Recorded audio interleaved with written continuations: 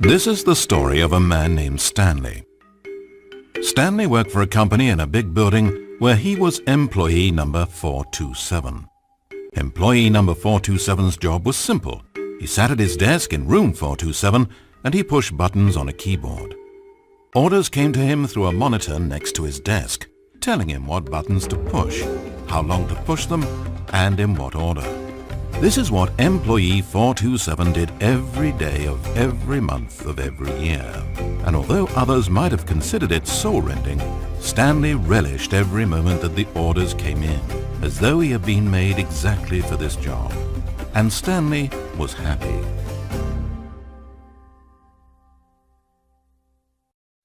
And then one day something very peculiar happened. Something that would forever change Stanley. Something he would never quite forget. He had been at his desk for nearly an hour when he realized that not one single order had arrived on a monitor for him to follow. No one had showed up to give him instructions, call a meeting, or even say hi. Never in all his years at the company had this happened, this complete isolation. Something was very clearly wrong. Shocked, frozen solid, Stanley found himself unable to move for the longest time.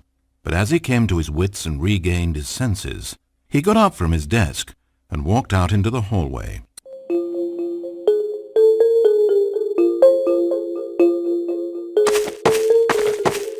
Stanley decided to go to the staff lounge to check on his co-workers. He never functioned well by himself and constantly needed support and guidance from others, so the thought of total solitude was terrifying to him. When Stanley came to a set of two open doors, he entered the door on his left.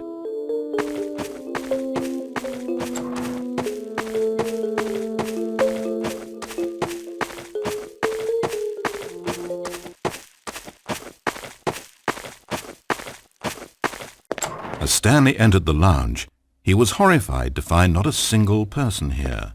He decided he would walk up to see his boss, hoping that he would find an answer there.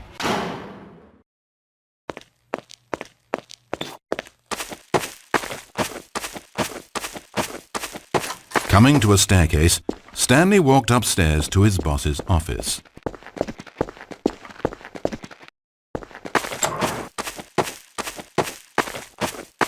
Entering his manager's office, Stanley was once again stunned to discover not an indication of any human life. It was at this point that he began to feel dizzy and a little sick, and even thought he might pass out when suddenly he noticed a keypad next to the filing cabinet in the corner of his boss's office. Stanley had never seen this panel before and had no idea what combination of numbers would produce any result. In fact, only Stanley's boss knew this, since the panel withheld access to the boss's greatest, darkest secret, and so he had assigned the keypad a combination that only he could possibly know, the number of his freshman dorm number in college, 1957. But of course, Stanley couldn't possibly have known this.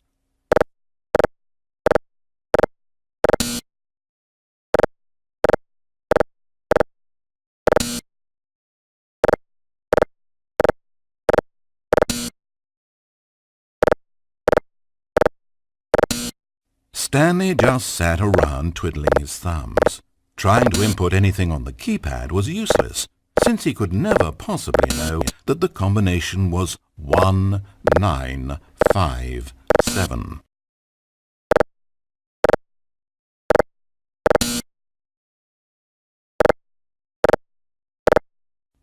One, 9, 5, 7.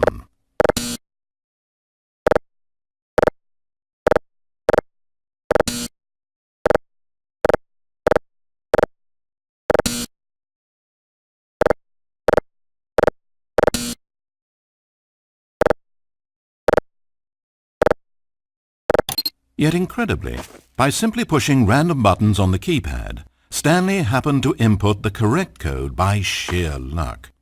Amazing. Stanley ventured forth into the newly opened passageway.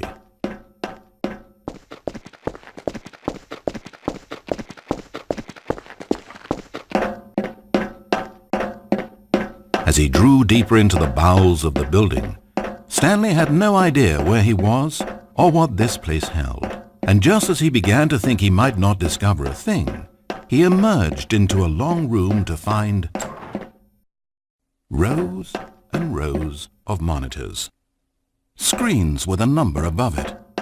Stanley noticed, however, that these were not random numbers, but the number of employees who worked in the building, his co-workers. Even his own number, 427, had a place on the wall. But why a setup so elaborate, he asked. Was this simple surveillance or something even more? And as if in answer to his question, the wall slid open before him, revealing the ultimate truth of the situation. An enormous control panel, Stanley discovered, but not one that controlled simple machinery. Buttons were labeled with emotions. Happy, sad. Levers and knobs controlled actions.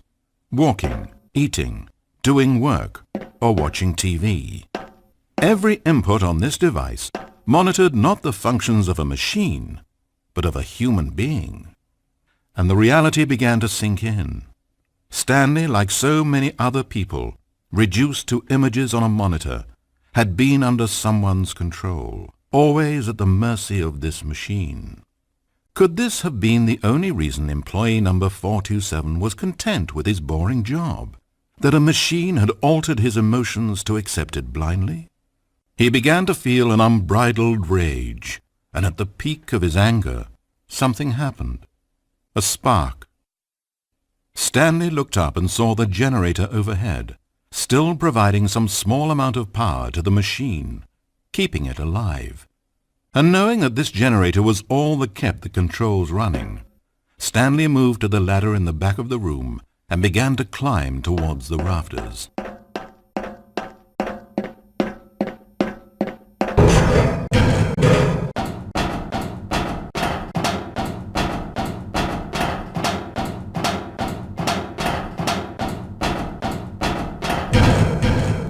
The higher Stanley climbed, the closer he felt to freedom, the further from enslavement.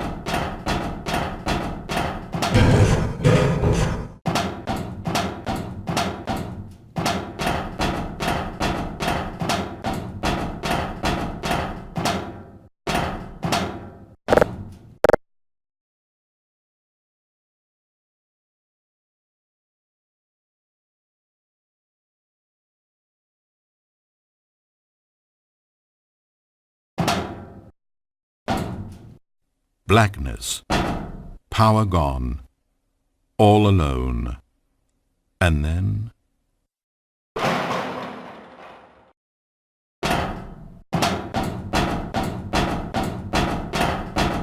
As he stepped through the door into the fresh outside air, a feeling of liberation rushed through Stanley's body. He had seen power, he had seen enslavement, and he had destroyed it. The underling was in control now. He had found his leading role. Stanley never discovered why everyone had gone missing, nor how and when he had come under the machine's control. But it didn't upset him terribly, because he knew that this was how things were meant to happen. All he felt was a delight unlike any he had ever known before. Never again would he follow someone else's orders without question. Never again would anyone tell Stanley where to go, what to do, or how to feel. No more bosses, no more instructions on a screen. Stanley decides for himself now. And he stepped out into the world, and he felt the cool breeze upon his skin, and Stanley was happy.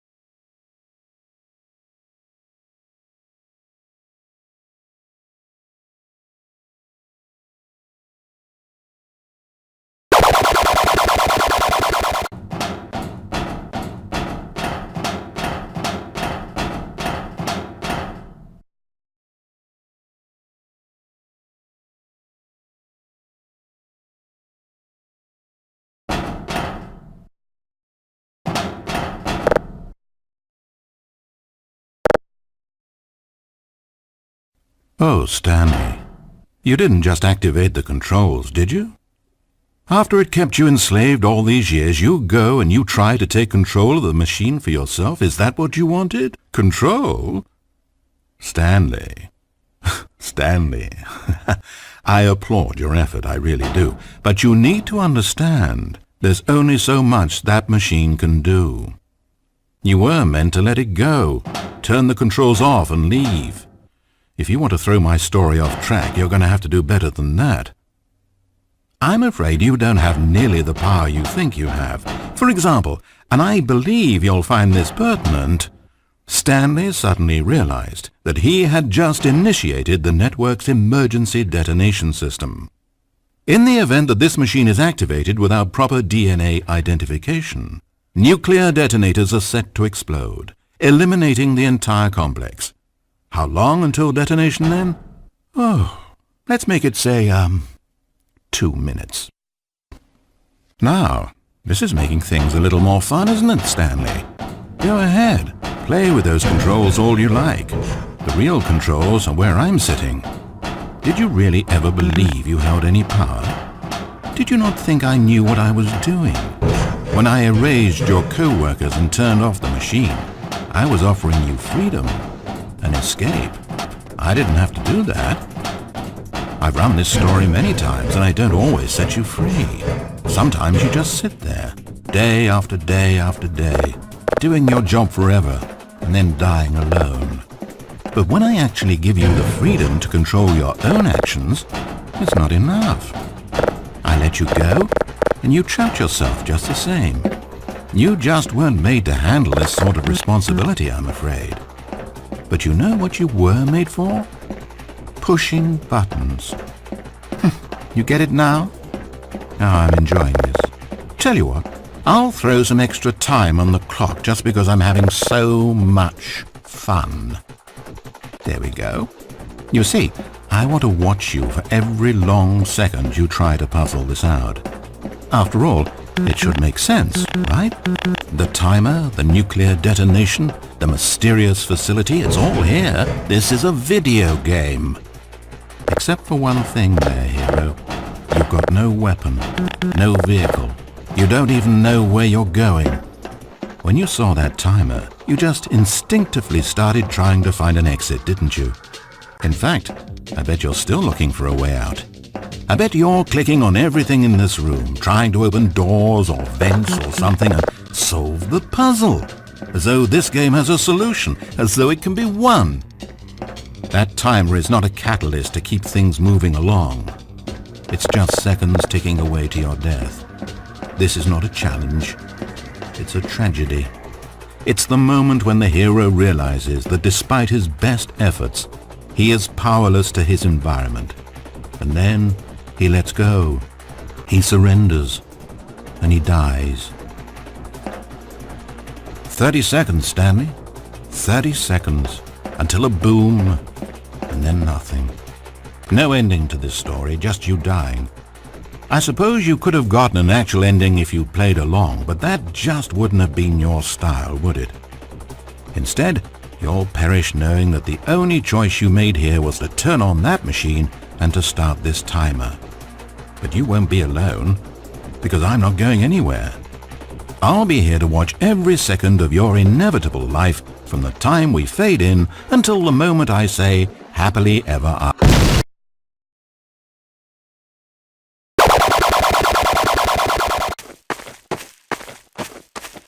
Coming to a staircase, Stanley walked upstairs to his boss's office.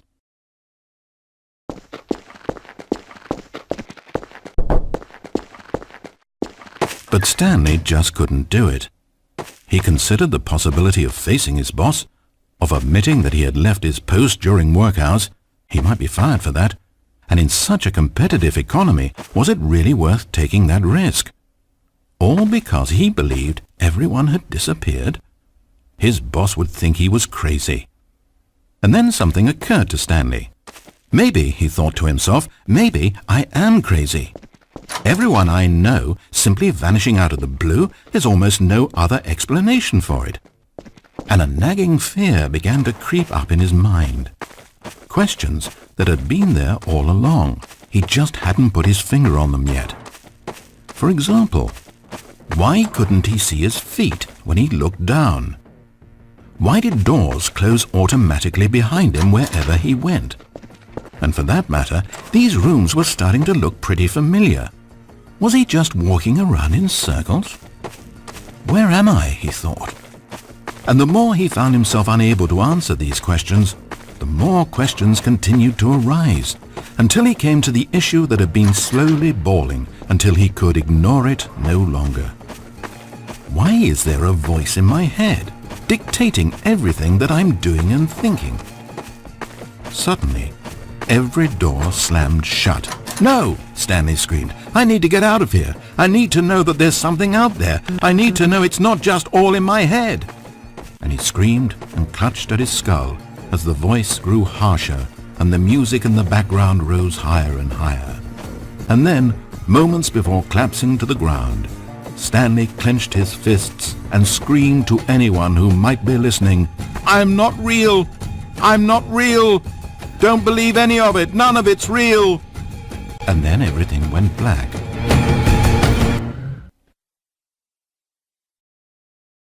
This is the story of a woman named Mariela. Mariela woke up on a day like any other. She got dressed, went to work, clocked in, clocked out, and then she walked home. But her walk on this day was interrupted by the body of a man who had stumbled through town talking and screaming to himself, and then collapsed dead on the sidewalk. Moments after seeing him, she would turn, run to the nearest police station, and call for an ambulance. But for just a few brief seconds, she merely stood there, unable to move. The tragedy was not the death of a single person. It was that she would never know this man's story, never hear in his own words what had happened to him, or what he believed had happened to him. For to know these things would be to exist inside the head of the man himself. So all she could do was observe from a distance and pity him. But Mariela had places to be and people to meet with, very important people, whose impressions of her would affect her career and indeed the rest of her life. She stood there for only a moment, looking down at the body, and then she ran.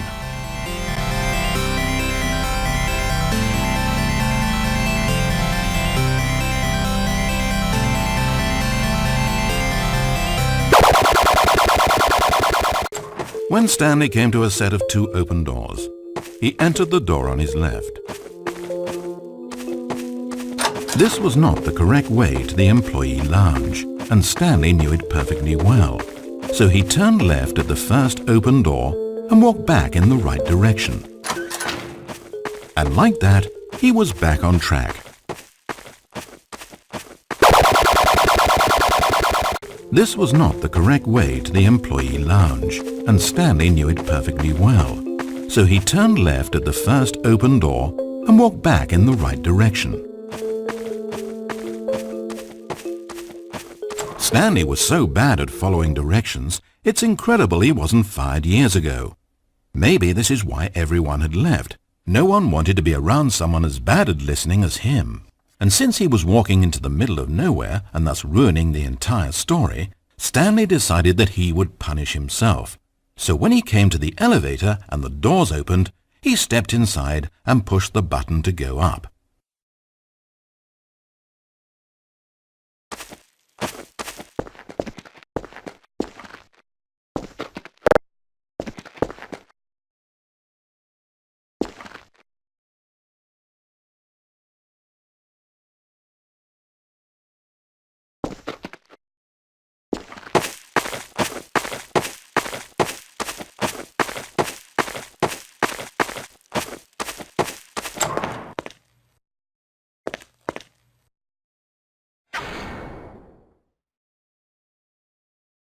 It almost perplexed Stanley that he had actually gone and stepped into this metal trap. After all, it should have been no surprise that this thing would lead him to his death. But he thought to himself, this is simply the price to pay for ruining a perfectly good story. So he resigned and willingly accepted his fate.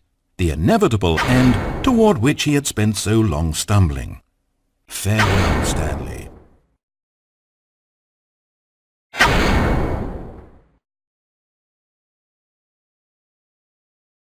"Farewell, Stanley," cried the narrator as he sent his subject down the conveyor belt and into the enormous metal jaws. In a single visceral instant, Stanley was obliterated as the machine crushed every bone in his body, killing him instantly.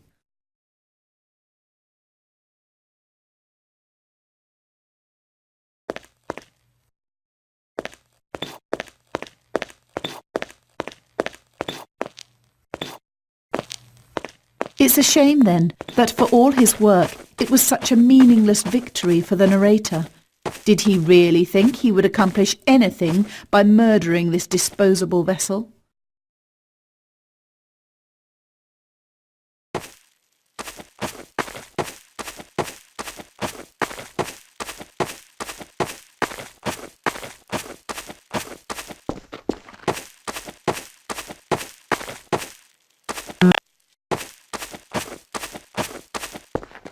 Every possible choice Stanley could make had been designed for him long before he ever set foot here.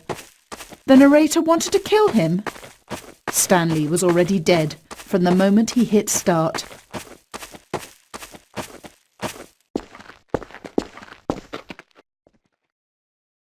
There's no salvation for either of these two, I'm afraid. The narrator had as little power over Stanley as Stanley did over the paths that he walked. But listen to me. This story is not over. You can still save these two. You can stop the program before they both fail. Push escape and press quit. There's no other way to beat this game. As long as you move forward, you'll be walking someone else's path. Stop now, and it'll be your only true choice. Whatever you do, choose it. Don't let time choose for you. Don't let time...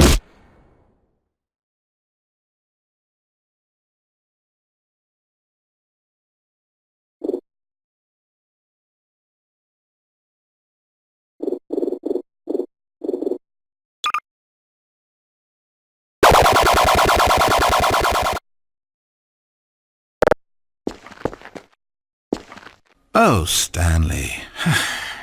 You know, you really aren't going anywhere, and I don't say that deceitfully. I truthfully mean that there isn't a story down here. The story was back up where I told you to go in the first place. Right now, you're just running around looking at empty halls, and frankly, that's perhaps even more infuriating for me. So why don't you throw me a bone, give me a chance, and just let me tell the story I want to tell,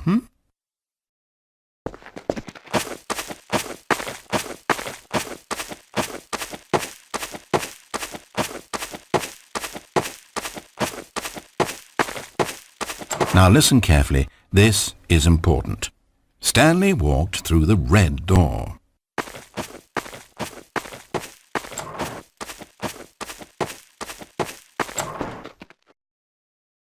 Good, good. Now, if you don't mind, there's something I'd like to show you. But to do that, I think it would be best for us to start from the beginning. This is a very sad story about the death of a man named Stanley. Stanley worked for a company in a big building where he was employee number 427. His job pushing buttons demanded little of him, so there was not much of himself to give, and in this way Stanley's job felt less and less like his every day. But if buttons need pushing one day, it means they'll need pushing the next and then the next. So without question or judgment, Stanley continued to do what the screen told him. One keystroke flowed into another keystroke, flowed into his ride home, flowed into dinner, flowed into waking up, flowed into going to work, and here he was again. Stanley was typing out a complete sentence that said absolutely nothing at all. If in reality no one ever actually disappeared from the office, and Stanley never got the opportunity to make a decision, to choose which path he wanted to take, would his life still have any meaning? Perhaps when we long for something deeply enough, these hopes and fantasies become so strong in our minds that we truly believe that we're there, controlling that person and living that adventure. To manipulate your own thoughts and emotions might mean freedom from a self-imposed prison, but these delusions can be fatal to those who can't tell the difference. And so, Stanley asked, if that door never opened, if I'll never be able to walk away from those people and from these buttons, is this life still worth experiencing? Am I actually happy? Stanley answered this question by pushing a button. Then he pushed a button, and then he pushed a button. Then he pushed a button. Then he pushed a button.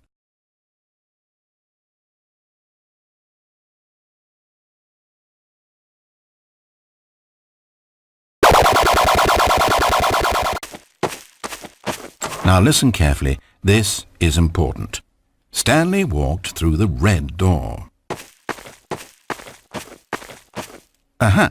Perhaps you misunderstood. Stanley walked through the red door.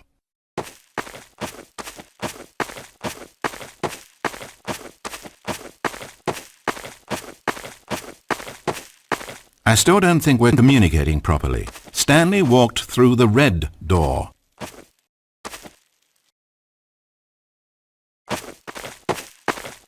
All right, fine. Go ahead, Stanley. You want to know so badly what's out there? You want to find out what lies at the end of this road you've chosen? Well, don't let me stop you.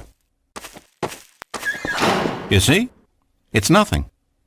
No one's even built this section of the map because you were never supposed to be here in the first place. It's just a bunch of skybox and dev wall textures. That's it. Is this what you were looking for?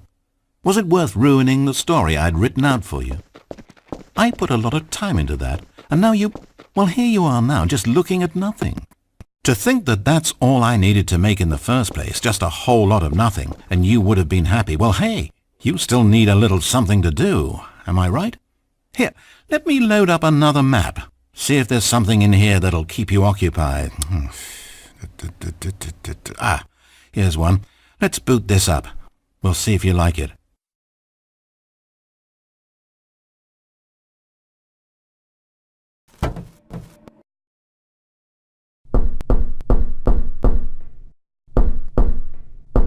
Well, Stanley, is this any better? I don't know why it would be. This map wasn't even made for you. At least I created a world specifically with you in mind. I wanted to make you a leading man. This one, well, I'm afraid you're on your own there.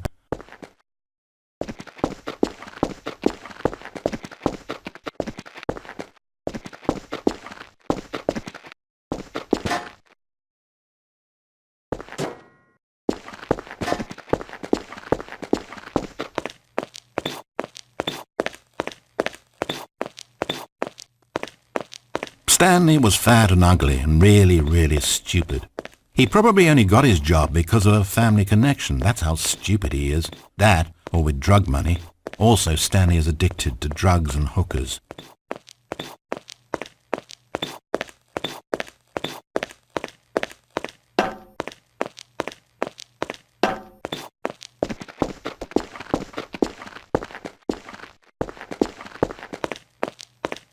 Hold up there, sport. I spent so long talking about you, why don't we just take a break from that and talk about something else for a change? Let's see. Well, according to Wikipedia, more than 90% of the night sharks caught off northeastern Brazil contain mercury concentrations higher than that considered safe by the local government. Now, this is fascinating. Don't you want to know more about the night sharks? Oh no, of course not. All you want to hear about is yourself, isn't it? Well, fine. You haven't listened to me once so far. I can't expect you to turn that around now, can I?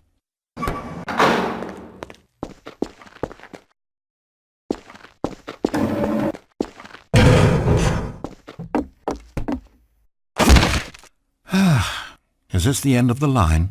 I don't suppose this was a particularly fulfilling experience for you, considering not a single art aspect in this map was created with you in mind. But hey, you're a creative kid. I bet you can come up with a story about this place and why you're in it. And while you're doing that, why don't you think up an ending too? Because you certainly won't find one here.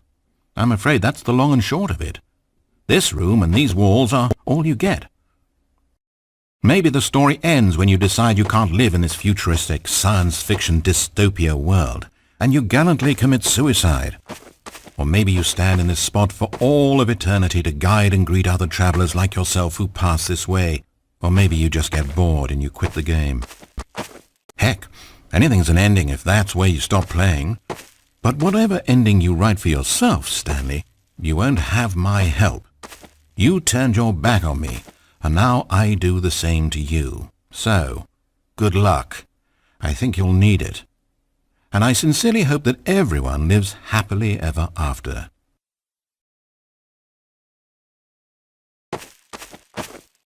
Wait. Hold on. What are you doing?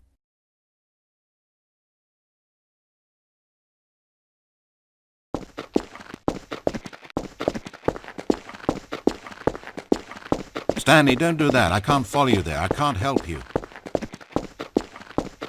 How will you write a story without me? You can't do it. You know that.